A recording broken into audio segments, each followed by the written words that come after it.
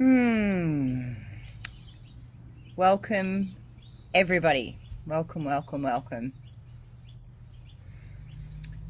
Just want to drop us into this space, take a moment to breathe, breathing into our hand on our hearts, and anybody that's watching, do the same thing just to settle in. And I'd also like to acknowledge the traditional owners of the lands on which we meet.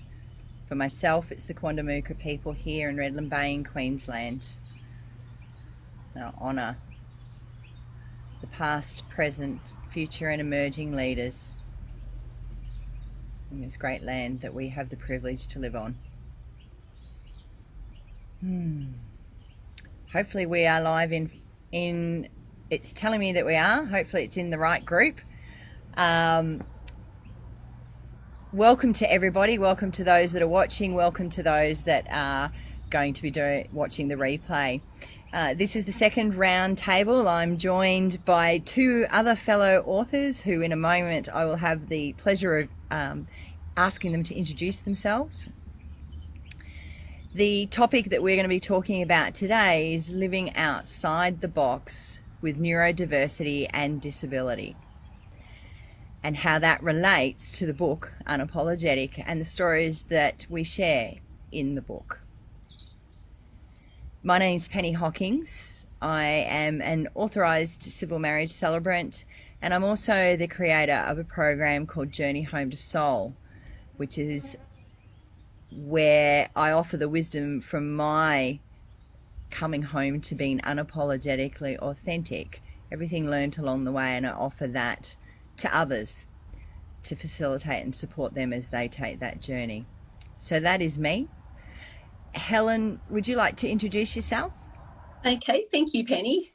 My name is Helen, and I am the owner and founder of the Enchanted Guides.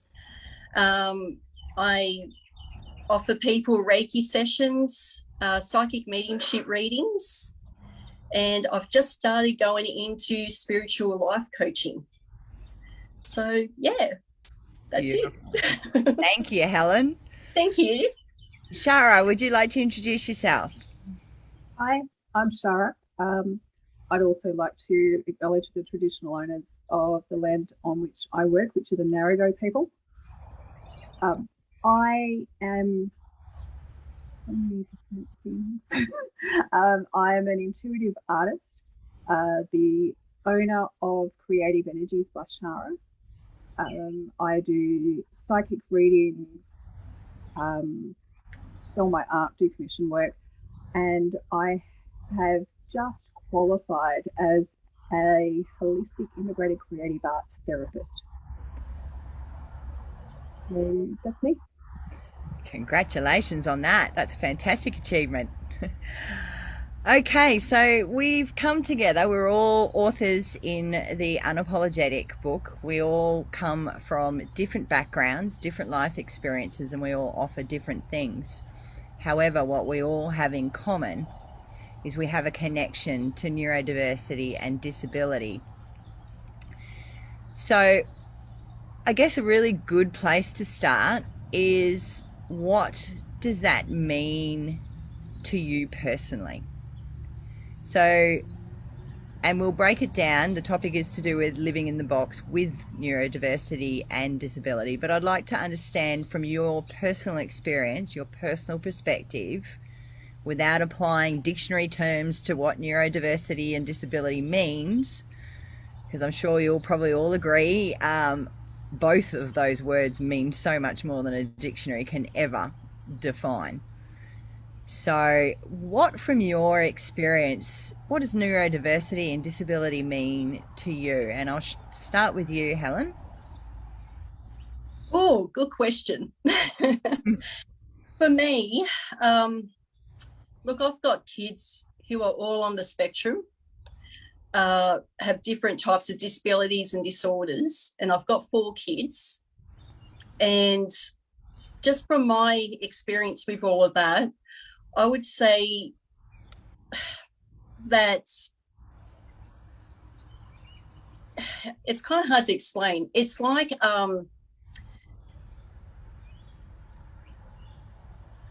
Oh, sorry.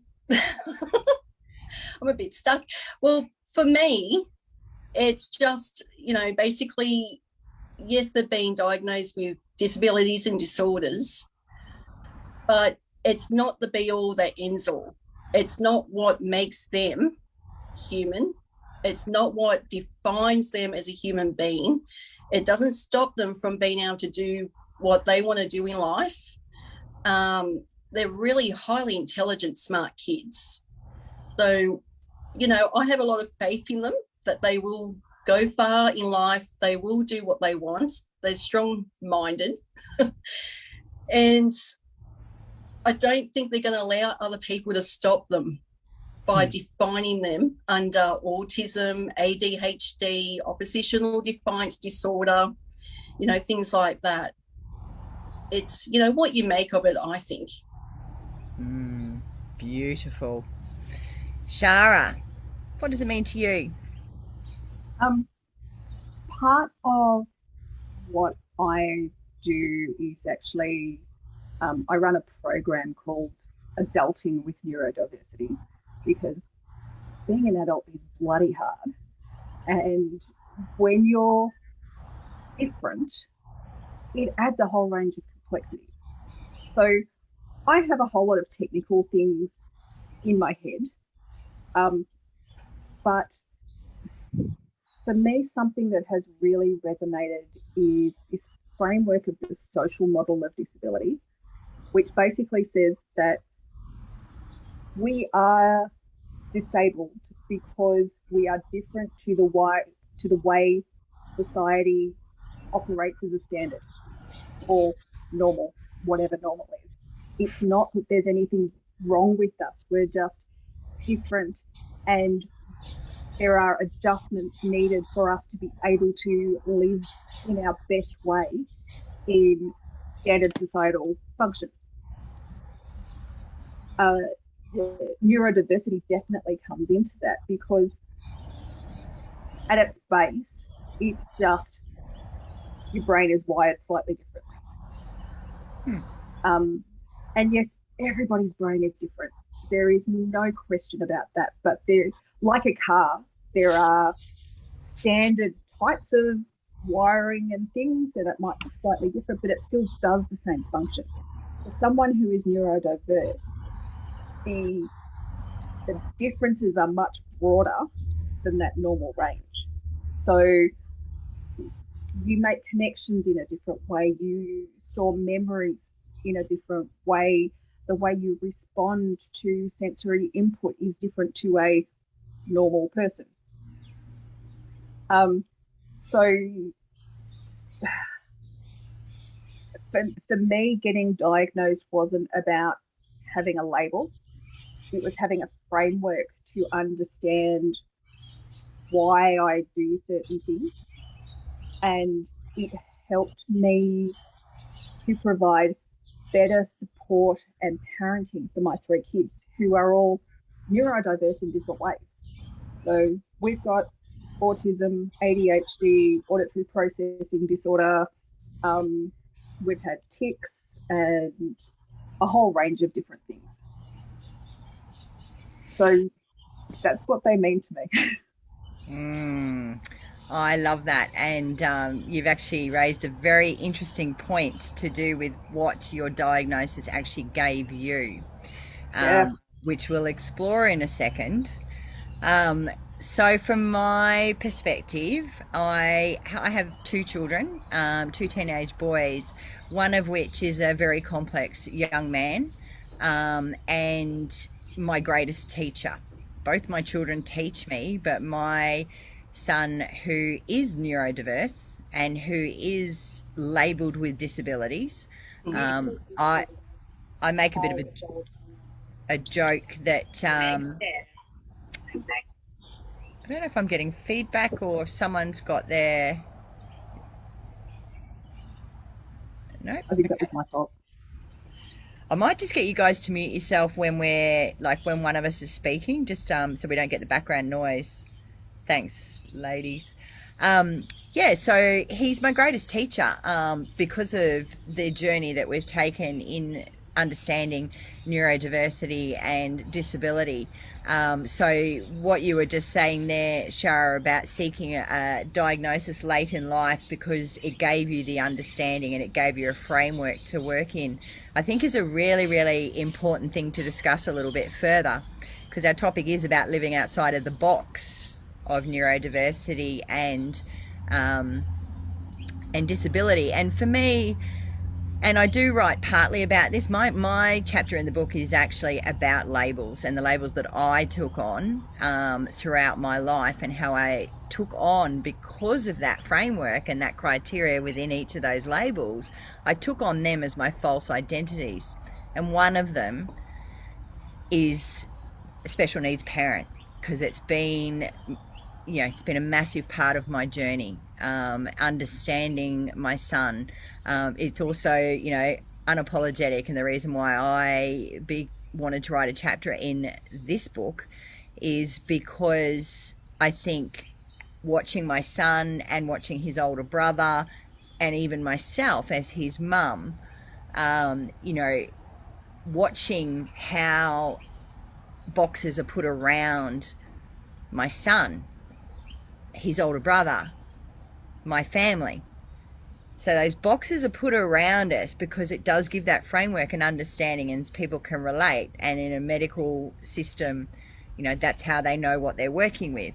So I see their place, but I've spent a lot of time actually destroying those boxes, because the other side of what's great for us as parents or individuals that are, dealing with neurodiversity and disability is that we're not the box that they put us into. We're not the label that they give us. And that's, so I really love that you've actually brought that up, Shara, and I'd love you to talk in, and yourself, Helen, a little bit more about that. So let's dissect it a little bit. Let's look at it from the perspective, okay, you've received this label, this medical diagnosis, or someone that you care for has. What is that box actually meant to you in that moment?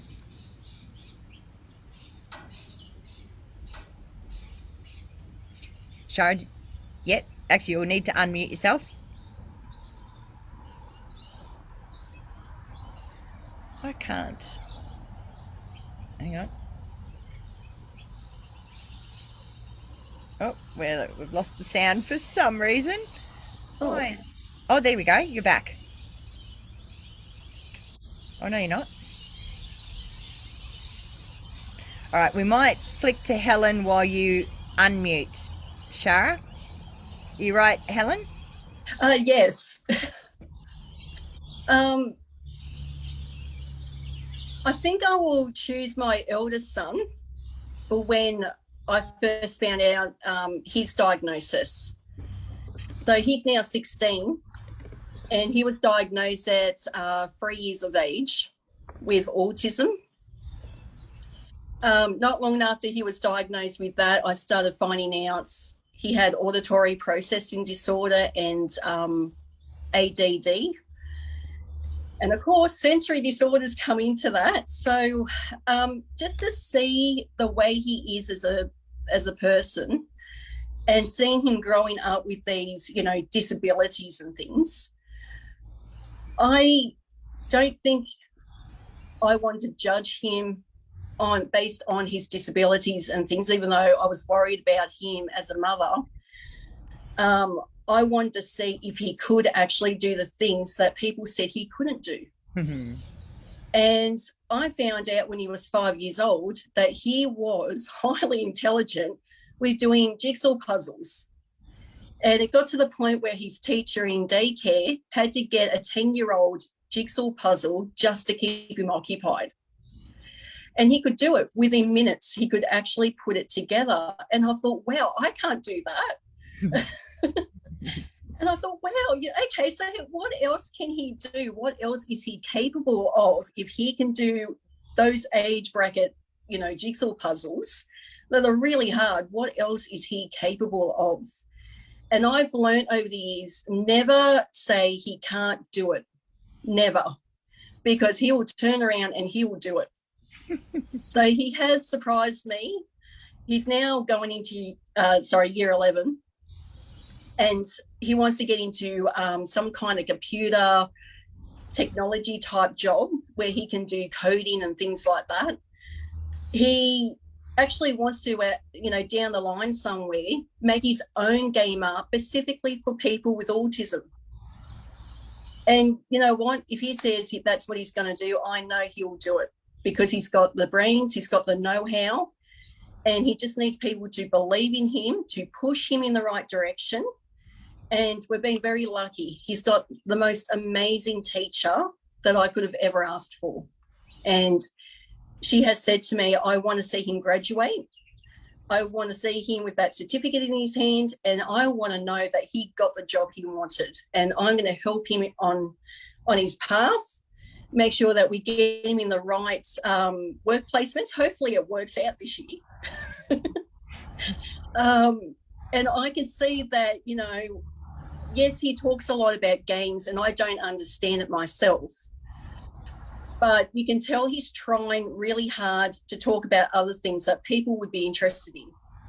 And I think if people just gave him a chance to, say what he needs to say or what's on his mind, they would be very surprised of, what he is capable of, because people are very quick, to put labels on people.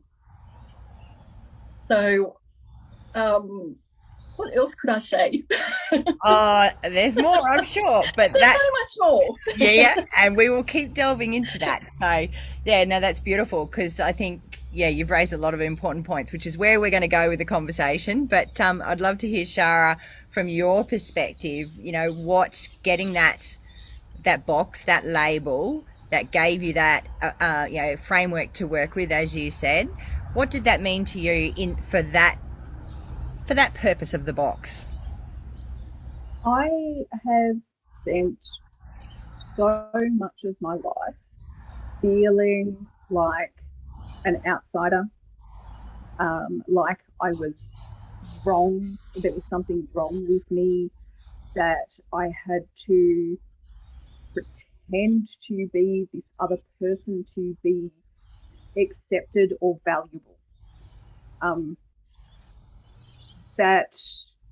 So I was medically retired 18 months ago after being in the public sector for nearly 30 years.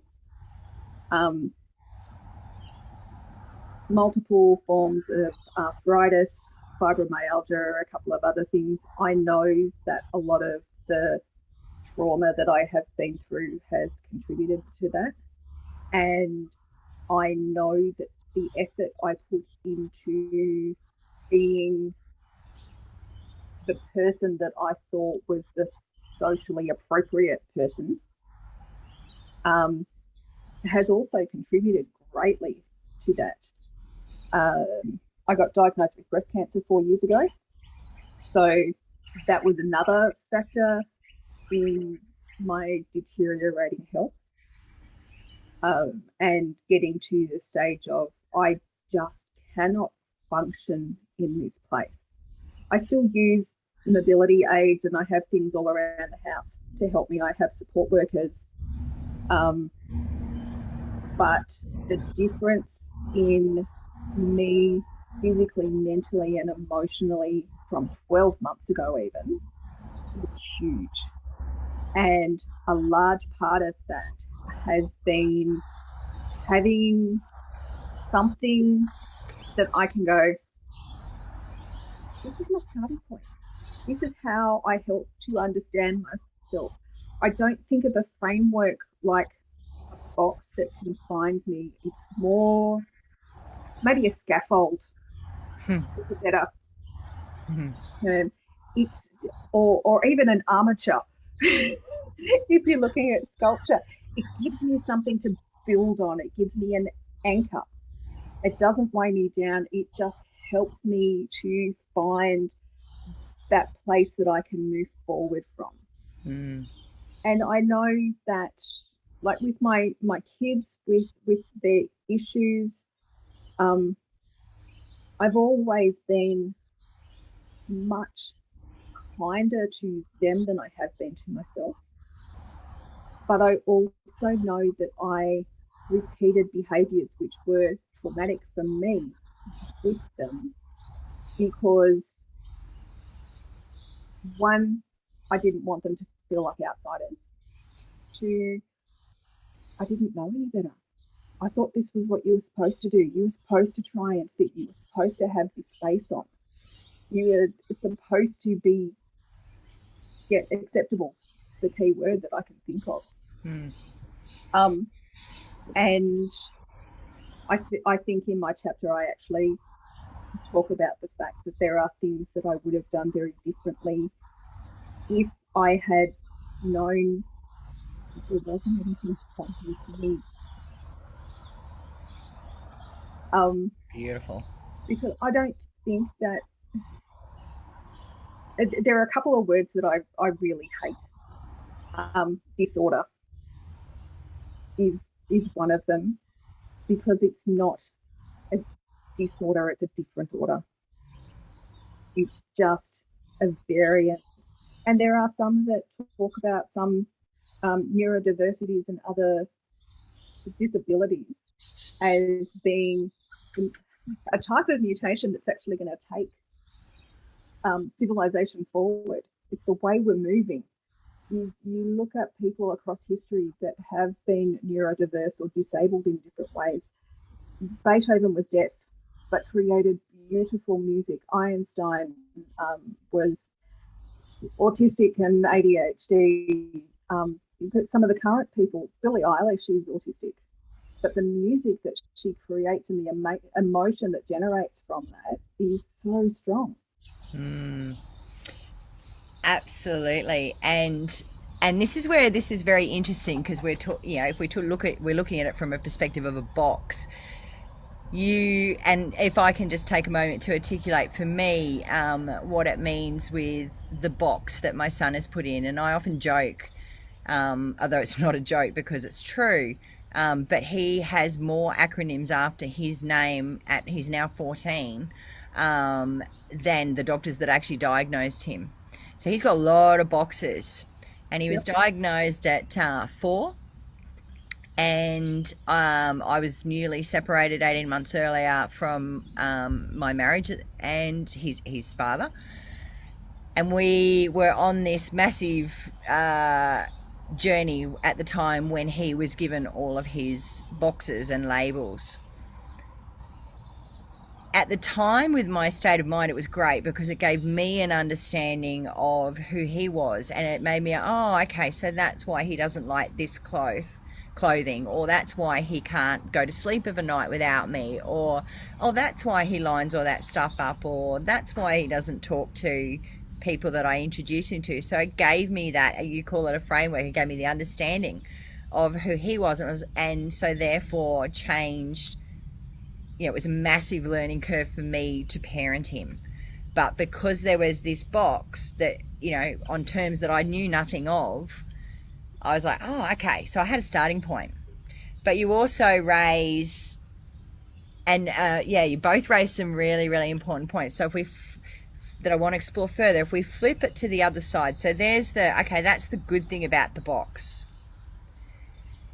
But the reason I've spent a lot of time undoing the boxes, destroying them, my favorite saying is, instead of thinking outside of the box, get rid of the box.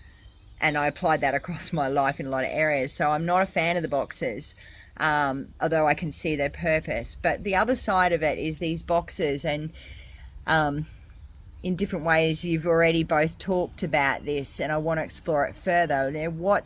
What limitations have those boxes either you placed on yourself or society has placed on you? And for me, if I can just kickstart this line of conversation and looking at the other side, from my own story, so not to do with my son and his neurodiversity and disability, the boxes that came with the labels that I sort of had taken on as my false identities throughout my life were, the framework that sits underneath, the understanding that sits underneath that label that we're talking about, I falsely identified as me. And as a result, wasn't being unapologetically authentic even remotely, and actually had no idea who I was. For my son, I have seen him be discriminated against in education settings. I have seen him treated in a very positive, very supportive, very loving and encompassing way in a hospital situation in most instances. I've seen him, you know, my mother and father and my sibling don't have anything to do with my son or my family. And I know from my father's perspective that's because he doesn't know how to deal with neurodiversity and disability, and it's not normal, and he doesn't look at it as being anything positive. So, you know, there's been that knock-on effect of having that box.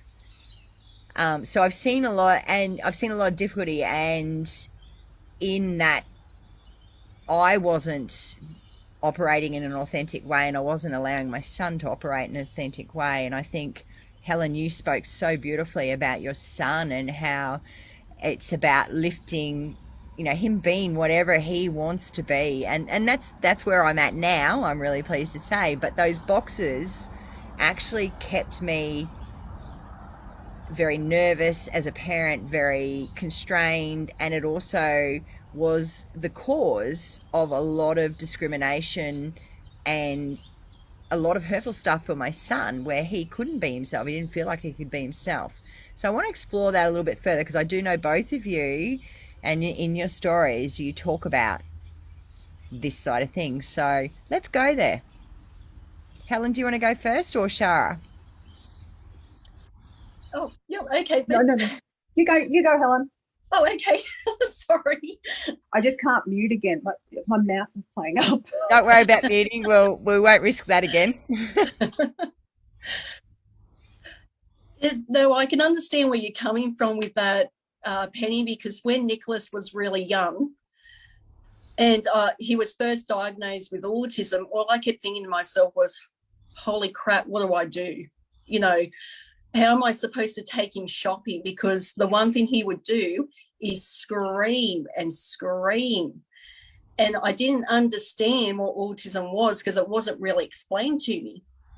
It was just from my experiences with my son. So I had to do a lot of Googling and talk to other parents going through the same thing. And he would scream and scream. And it didn't occur to me at the time, it was the bright lights in Woolworths. It was the noise of people, of the checkout machines and things, just everything going at once, because he has very sensitive hearing. It can be a good thing and it can be a bad thing for him. It can be very uncomfortable for him. So I was thinking to myself at the time, well, you know, how do I go about my daily routine if I can't take him shopping because he's screaming and people are making horrible comments about my parenting? I even had people tell my ex-husband, because like yourself, Penny, prior to finding out that my son had a diagnosis of autism, my marriage broke off. So I was a single mother. And that was something else I found extremely difficult on top of everything. And I was trying to do my absolute best for Nick, but then you have people who don't know you, don't know your child, don't know what you're going through, who would see your child jump out of the trolley at a walkway where cars were coming and going through. He would jump out and run through the car park, and he was fast. And so I would have to just drop everything, run after him, grab him, go back to my trolley. People are beeping and yelling really rude things. And he's still screaming. And I literally had to drag him and drag my trolley. And people would be like doing this at the Woolworths windows and pointing. And I thought, wow, this is so disgusting. I'd never do this to anybody who I could see was struggling.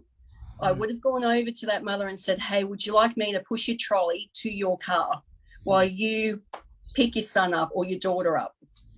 I wouldn't have pointed and stared and made rude comments. It was really difficult seeing people, adults, carrying on and acting like that towards a 3-year-old. And I would get these horrible little comments. Oh, he's not toilet trained. It's the mother's fault. And he wasn't toilet trained till he was 4 years old. When he went through primary school, it was the worst 6 years of his life. And he was severely bullied. And I'm not kidding. The bullying was so bad that one day in front of parents picking up the children. Oh, we've lost your video. There you go. You're back. Sorry. I don't know what happened then.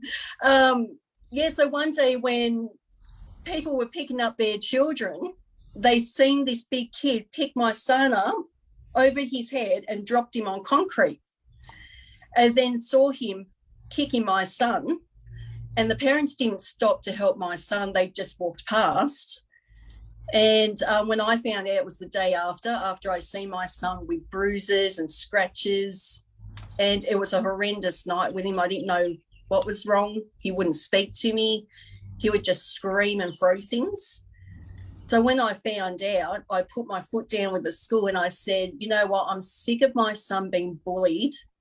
Maybe you should look at getting a speaker into the school, someone who's got autism, someone who can actually talk to all the kids about why there's nothing wrong with kids like my son and why they need to stop bullying children like him, why, there is a lot of suicides and things as the kids get older from severe bullying.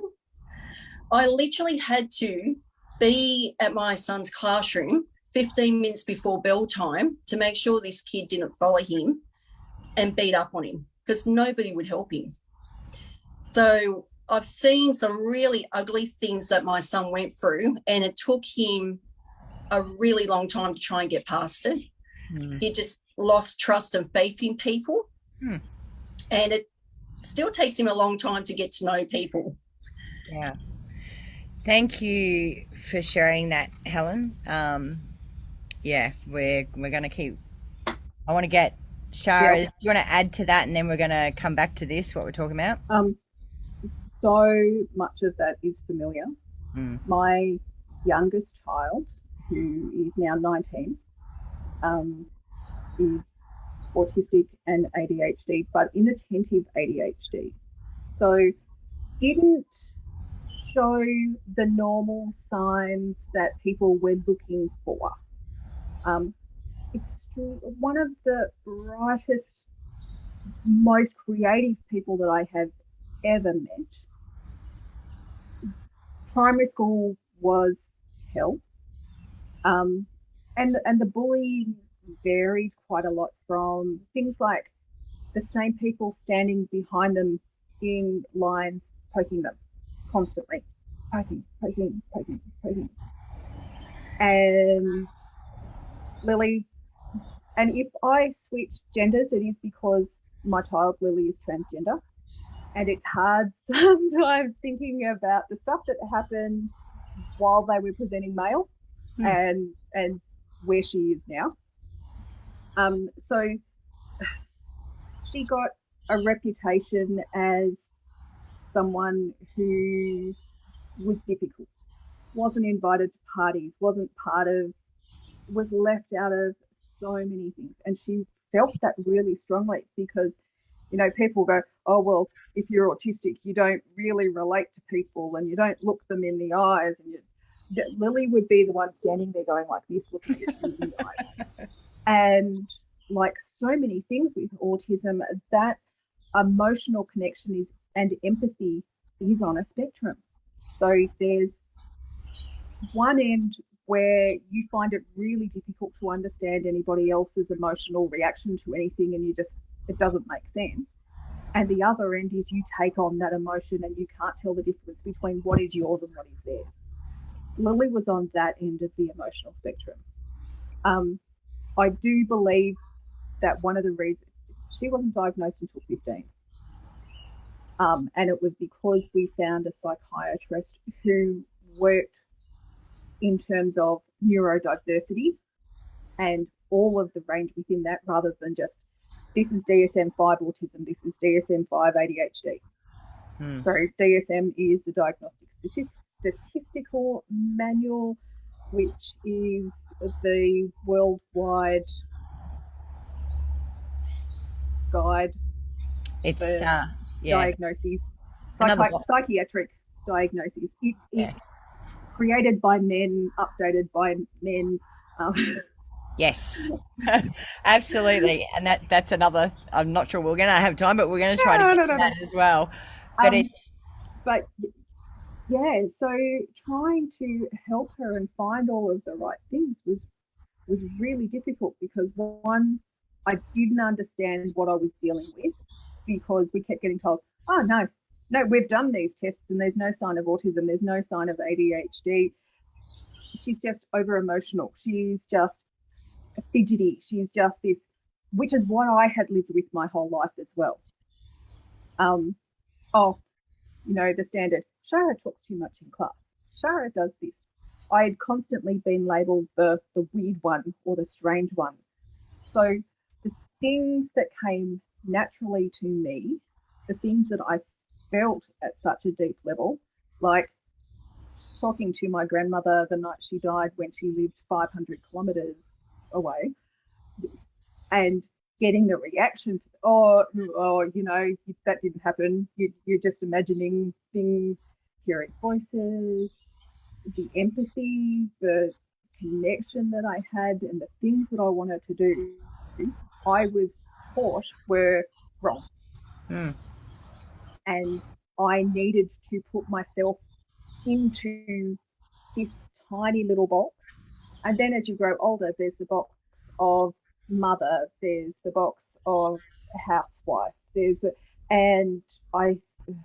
is one of my long-term theories that I want to look at later on. I think for a lot of us Gen X women, I don't know how old you are, Helen, I'm sorry if I'm overdating you.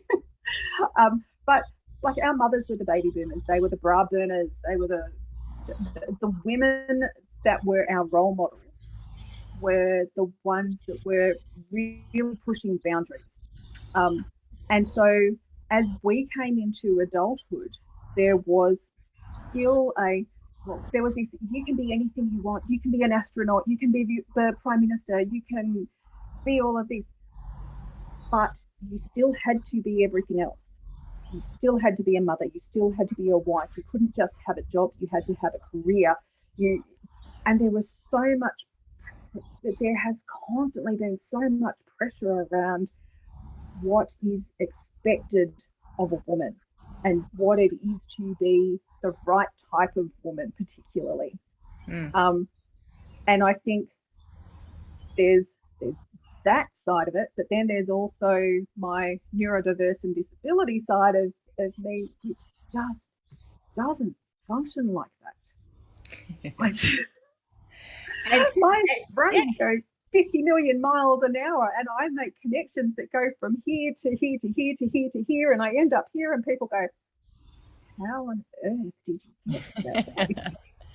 And that actually really beautifully leads into, okay, so we've had a look at what the gift of the box is in the framework and the understanding for us, but not necessarily for other people.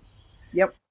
We've had a look at, okay, well, so what we've experienced, and Helen, or both of you actually, but from my son's perspective with the box as well, like, yes, bullying, judgment by others when you're out.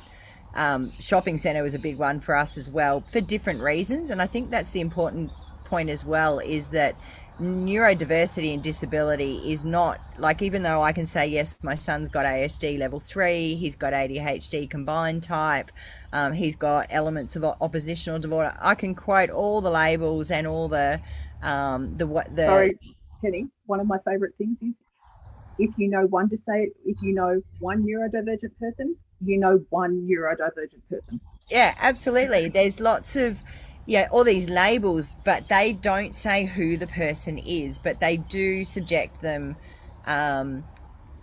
well, sorry, no, I'm not going to finish that sentence. So, yeah, it doesn't say who the person is, but unfortunately, because they are different, people perceive, without knowing what those boxes are, people perceive a behavior or a, Helen, your, sorry, not Helen, Shara, your way of pulling things together, they see a difference. And because they don't understand that, they will treat them a different way, or because they will understand that, and so therefore they've got to do X, Y, and Z, particularly in an education system. They start to get closed in on that, things get limiting, people, move out of your life, or they'll move back, or they'll treat them differently. But what all of us know, and you've both spoken about it, and I know it to be true about my son as well, is that neurodiversity and disability is actually a superpower. That's the word that I use for it. It's a superpower. It is actually gold. It is a really beautiful representation of what this book is about: unapologetic authenticity. They actually don't know how to filter, is what I would say, certainly my son, not they as in everyone that's got a is neurodiverse and has a disability, because that's, how long is a piece of string? And no one is the same on that piece of string, not at all. But from my experience with my son, allowing him to be himself and adjusting our lifestyle. He had a horrible time at primary school as well, and I pulled him out of I tried 2 different types of schools and then pulled him out to homeschool him, and he's only going back this year to a special school because he wants to.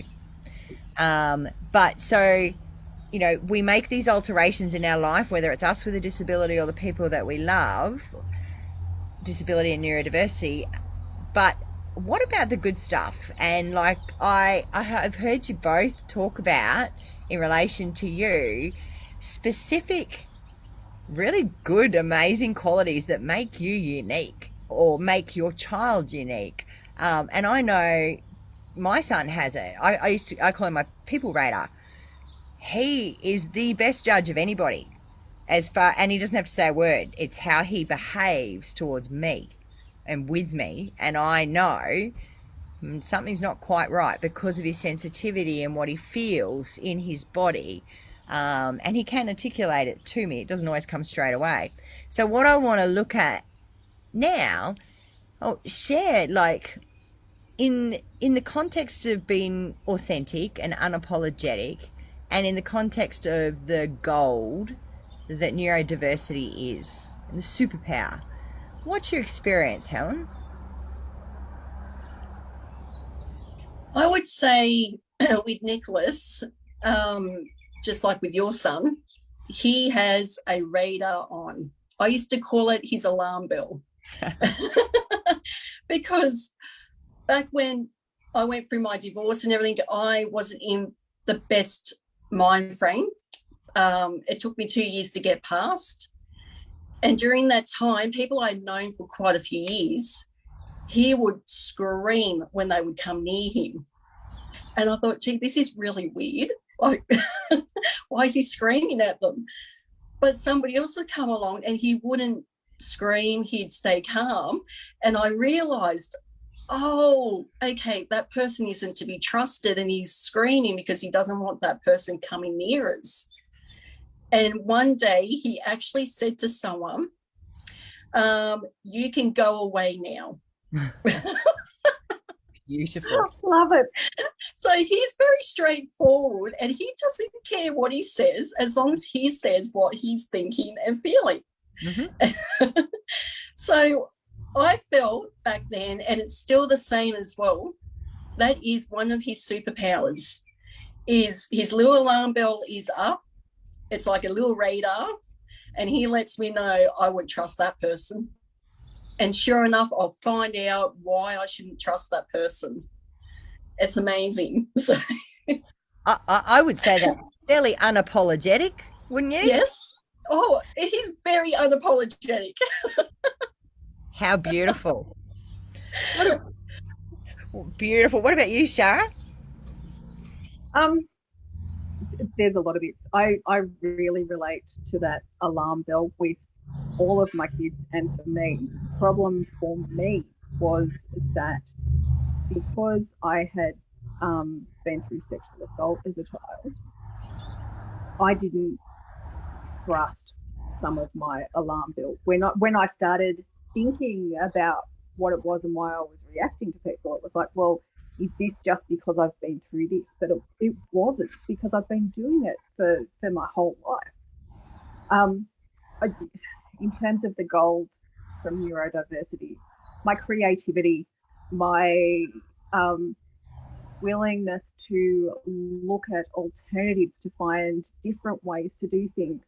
I've worked for quite a while as a change manager in the public service, and it was organisational change management. So it was about the people impact of change, and doing that, being able to connect with people and find what it was that they were concerned about, and how we could flip the script and get to the right point for them, just made me feel like I was actually doing something that was worthwhile. I worked on public policy and implemented a whole lot of programs around access to mental and physical health in rural communities. And because I'd grown up in rural communities, but also because I thought differently, I was able to look at not just the things that had been done, but all of these different options. And I love using words, I love writing, I love expressing, but I also love finding different ways to express myself. And I started doing this holistic counselling stuff because when my kids were going through a lot of issues, the traditional therapy techniques didn't work for them. They would basically get kicked out, discharged from services because they weren't connecting. Yeah, they're not connecting because you don't know how to connect with them. You don't know how to engage them. You don't know how to understand what they're saying. So I wanted to find other ways that made sense to me about how to do that type of stuff, because I don't want other people to go through most of the shit that I've been through. I think that's a very beautiful point. Hard journey to get to that point. But I think the thing that's really, I do say that my son has been my greatest teacher, because he got put in a box and I got made to look at that box. Yep. And then thinking that I was doing the right thing, because that's what society encourages, boxes and labels, and we often go along so willingly with those boxes because we want to be loved, we want to fit in, we want to be accepted, we want to be we want to be part of the community, or we want assistance, or we want support. There's a lot of different reasons why we sort of just take those boxes and accept them. And I certainly did that in the case of my son, because I was on a learning journey myself. When things started to go a bit wrong and the mother bear came out in me, and I was also further out of my violent marriage, so I hear you, Helen, when you say, difficult period afterwards and then that on top of it, same. So, I journeyed a bit further along and just realised that people weren't seeing my son. They were seeing the label, they were seeing, and it was the same with me. People that knew my story saw my labels. They didn't see me. They didn't really know me. And I think it's a really, when you get rid of that box, and when you stand up and say, yeah, I've got a disability, yeah, I'm neurodiverse. Did you know I could do this? And I can do that? And I can do this, this, and this. I mean, Helen, you put it so beautifully right at the start, particularly where you just listed off all of these things your son could do, because you see him. You see your son. And for me personally, that's why living outside of the box is so critical, because the person that gets put in that box to get that initial framework and understanding is not the box. They're as unique and individual as every single normal person on the world. And I think the greatest gift we can do, and I know both of you through the work that you're doing, and certainly through the work that I'm doing as well, and I'll let you speak about it in a sec, we are encouraging people to be themselves, regardless of what that looks like. Because the challenges that we've faced or seen others face, because of being different and neurodiverse, we see the person, not the box. That, I know, I can only speak for me, is what I'm really passionate about, and it's certainly where I'm at with both my sons. It's like, you do you, regardless of what that looks like, and I don't get caught up in the fear of what it's going to be look like anymore. I used to keep us all quite sheltered. I used to limit who could come in around me, around the boys. What I could control, I would, but I don't anymore. I won't say there's not moments I don't sleep, but they're, yeah. And as a result, I'm watching my youngest just come more and more into himself, and the home environment here with my partner, myself, and my eldest son, and obviously my youngest, that's how we all are. We're accepting. It challenges at times, but we're accepting that is who he is, and we're accepting and grateful for the wisdom that we're actually offered because my son is neurodiverse. So yeah, we just hit an hour, but I'd really love for both of you, and I know Shara, you've got something else coming up, so maybe you could start. But do you want to tell everybody that's listening a little bit about how you are working outside of the box with your superpower of neurodiversity, and what you are actually doing for others because of what you've experienced in life? So many things that I just get. Some people may say that I'm easily distracted and I just go to random things. I have so many things that I'm interested in and that I do. I have created an online program, which I talked about previously, Adulting with Neurodiversity. I'm actually switching that to a seminar series this year, and it's designed for people who self-identify as being neurodiverse, people with a late diagnosis, parents, carers, supporters of people with neurodiversity, even people in the workplace who may work with somebody who they know or suspect is neurodiverse. It's about understanding and information sharing and acceptance. When I ran the online program, I use a lot of art activities to help people focus and concentrate. I use sensory toys when I'm doing sessions because you've probably seen my hands moving around a lot and me shifting. It's very difficult for me to sit still. That just doesn't work for me. I start work at a local counselling service next week as an arts therapist. So I will be working largely with NDIS clients and giving them alternate ways to express themselves, find a release for things that they've been holding in that they can't find the words for, because the words aren't always there. And art therapies can get deeper than just the logical stuff that's sitting at the top of your head. I'm also in the process of setting up a local support group out here in my little town, where there are 30 to 40 k's outside of Canberra. So Canberra has a lot of resources. Our little town doesn't. So setting up I'm calling it Family Saga. So Saga is Sexuality and Gender Alliance. There's a youth saga group. I'm calling the adult one Family Saga. So it will be for LGBTIQA plus adults, as well as allies, parents of kids who are questioning, non-conforming, whatever, so that they have support and information and encouragement and can get what they need to help support their kids and themselves. Beautiful, Shara. Thank you. Helen, how about you?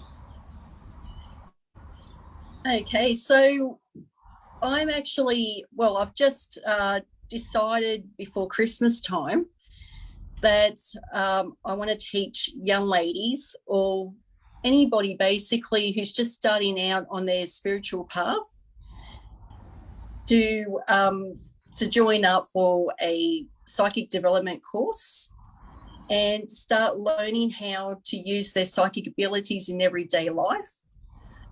And the reason why I decided to go with people who are just starting out is because I know what it's like when you first start out and you start realizing you have these abilities, but you don't have proper support behind you. I didn't know for a long time until I was 15 that psychic abilities runs through my family. I had no idea. My mum knew that whole time, and I'd say to her some really weird things, but I would get brushed off. And I started thinking, oh my God, am I a bit crazy? Like, why am I having these visions or these weird dreams or these like deja vu type of scenarios happening? And I just didn't understand. So it took me till I was 15 when things really started to amp up for me, to find somebody who was able to teach me a little bit at the time. And then I went, I'm really interested in this because this is a part of me that I want to know more about me because I'm really lost. And as a teenager, you're going through all the emotions and your hormones are all over the place. And when weird and strange things start happening to you and you have no answers and you start feeling like there's something wrong with you, it's so difficult not having proper support. So okay, I'm not crazy. This is something that happens to a lot of people. This is what I can do about it. So that's something I really want to help people with. It's something I wish I had in my life. And the other thing, I've only just started doing an online course actually on animal energy communication.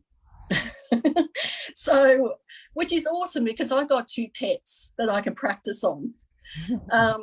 So my idea is once I finish my training in this course, I want to actually add it into my modalities that I can offer people.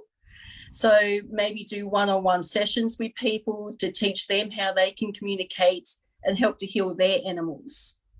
Because I feel like not everybody understands that, animals do have souls.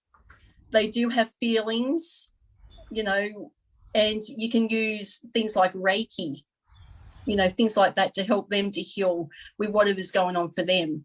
Of course, take them to the vets and that, but you want to do something extra for them because that's your family. So I want to be able to do that down the track once I get my training and I know what I'm doing.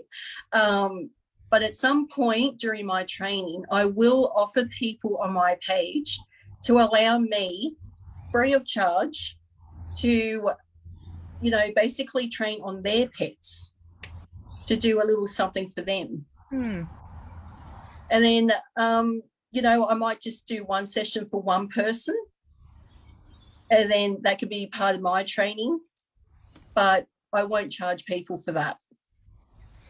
Sounds like you've got a lot on, but it also sounds like you're already really embracing what it means to you to know who you are, accept who you are, like all of us. Yes. And this authenticity, and then offering in the way that works for you that same thing to others.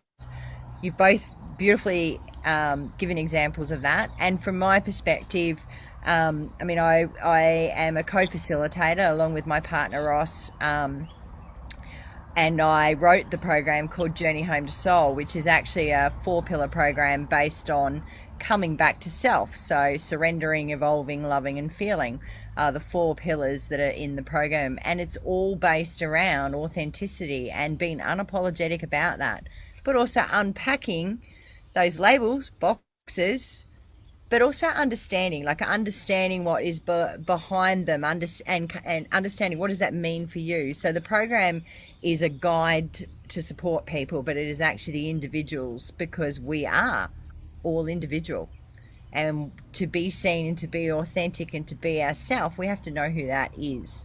So that's a big reason for the work that I now do. And I thank my beautiful son, who's neurodiverse and has disabilities, but because of him, I ended up out of my career being his full-time carer. And so because of him, that's why I have the passion that I do, and what I've learned. So yeah, we've got to wrap it up, but I just really want to thank both of you for your personal insights into what it means for you. What does, living with the box or out of the box, what does it mean, and what does neurodiversity and disability mean to you, and why do you do what you do?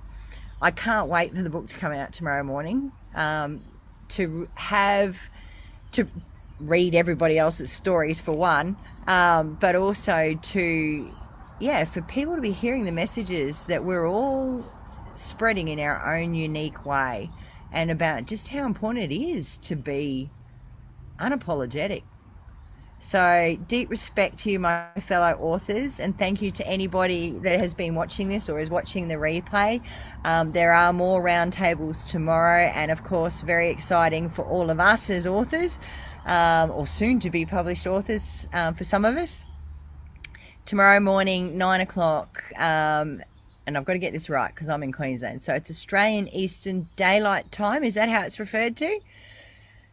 We can't have daylight savings in Queensland because curtains fade and the cows just will not be milked. So sorry, yes, that was sarcasm. So I do get very confused though. So it's 9 a.m. Australian Eastern Daylight Time, 8 a.m. my time, and it is going to be released around the globe as well. So there's other time zones as well. So we're all really excited. We hope you can join us for that, and hope that we've got your support, and hope you've really enjoyed getting a bit of an insight into why we've all opted to actually be part of the Unapologetic book, and what it is that we've got by way of wisdom and experience to offer. So thank you very much, and thank you both, Helen and Shara. Thank you, Penny. Thank you, Shara. You too, Helen. Talk to you Bye. soon. Bye. Bye.